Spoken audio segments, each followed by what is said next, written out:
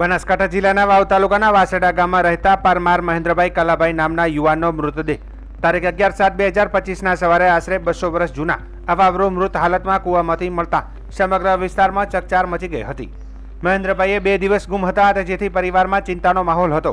પરિવારજનોએ સ્પષ્ટ રીતે આરોપ મૂક્યો છે કે તેમના પુત્રની હત્યા કરીને તેનો મૃતદેહ કૂવામાં ફેંકવામાં આવ્યો છે।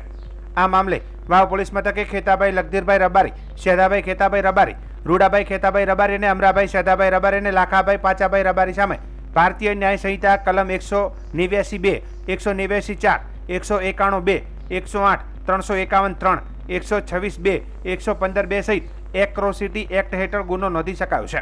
આ ગુનાની તપાસ નાયબ પોલીસ અધિક્ષક SR ભરાઈ SC/ST સેલ થરાદને સોંપવામાં આવી છે, પરંતુ ફરિયાદ નોંધાય અને 7 દિવસ વીતી જવા છતાં આરોપીઓની અટકાયત ન થતાં પીડિત અનુસૂચિત જાતિના પરિવારે ગામના અગ્રણીઓ સાથે મળીને આજે થરાદ સ્થિત SC/ST સેલ ખાતે રજૂઆત કરી હતી, જ્યાં અધિકારી હાજર ન હતા, પરંતુ ટેલિફોનિક સંવાદમાં તેઓએ જણાવ્યું હતું કે ગુનાની તપાસ ચાલી રહી છે અને આરોપીઓની અટકાયત માટે પૂરતા ઇનપુટ મળતા જ કાયદેસરની કાર્યવાહી કરવામાં આવશે। આ સંદર્ભમાં અનુસૂચિત જાતિના સમાજના આગેવાનોએ મીડિયા સાથેની વાતચીતમાં જણાવ્યું હતું કે જો આવતા કેટલાક દિવસોમાં આરોપીઓની અટકાયત નહીં થાય તો અમે સોમવારે બનાસકાંઠાના જિલ્લા પોલીસ વડાની કચેરીએ આવેદન આપી વધુ ઉગ્ર આંદોલન કરવા મજબૂર બનીશું। 11 તારીખે મારો દીકરો મહેન્દ્રભાઈ કલાભાઈ પરમાર ગુમ થયેલો હતો। 12 તારીખે મને મળ્યો હતો। પોલીસને મેં જાહેરાત કરી હતી, પોલીસ તંત્ર આવ્યું હતું। એની પાછળ અમને હજી પોલીસે જાણ કરતા હજી કોઈ આરોપીઓને પોલીસ ધરપકડ કરતી નથી। અમારે દીકરા માટે અમે SP સાહેબની કચેરી આવ્યા છીએ અને અમે જાણ કરીએ છીએ કે વહેલી તકે આરોપીઓને હાજર કરે, અમને ન્યાય અપાવે, અમારા દીકરાનો કોલ કરે જે મારી નાખ્યો છે એ માટે અમે SP સાહેબને જાણ કરીએ છીએ કે મારા દીકરાને તક આપે, આરોપી હાજર કરે અને ન્યાય અમને આપે।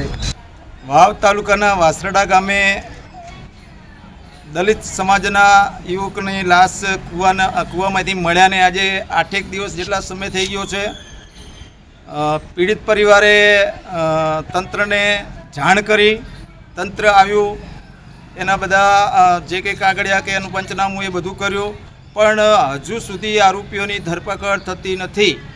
કેમ? કોઈ રાજકીય ઇશારો છે કે પોલીસ તંત્ર કોઈ દબાયેલું છે કે શું છે?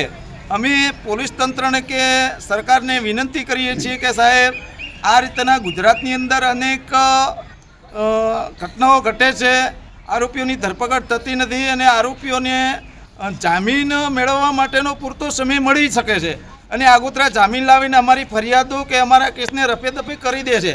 તો એ સરકારી તંત્રને અને પોલીસ તંત્રને કે સરકારને વિનંતી કરું છું કે આરોપીઓમાં વહેલી તકે એની ધરપકડ થાય અને અમારા જે નવયુવાન છોકરો જે અમે ગુમાવ્યો છે એને સાચી શ્રદ્ધાંજલિ મળી શકે। અત્યારે તમે આ નાયબ પોલીસ અધિક્ષકને મળવા આવ્યા હતા અને એમને શું કહ્યું? સાહેબશ્રીએ વાતચીત કરી કે થાય છે અને મેં એ દિવસે પણ કીધું હતું, સાહેબશ્રીને ફોન ઉપર વાત કરી હતી કે સાહેબ મને ગુરુવાર સુધી તમે આરોપીઓની ધરપકડ કરી આપો, તો સાહેબે કીધું કે સારું કરી આપીશું। પણ ગુરુવારનો આજે શુક્રવાર થયો, અમે આ બધા તમામ વાસરડા ગામના અને આજુબાજુના તમામ લોકો અહીંયા આવ્યા છીએ ધરપકડ કરો આરોપીઓની, એની રજૂઆત કરવા માટે કરી। સાહેબ મળી શક્યા નથી, પણ હું એક ટેલિફોનિક વાત ઉપર સાહેબે કીધું કે હું ધરપકડ કરાવી દઈશ।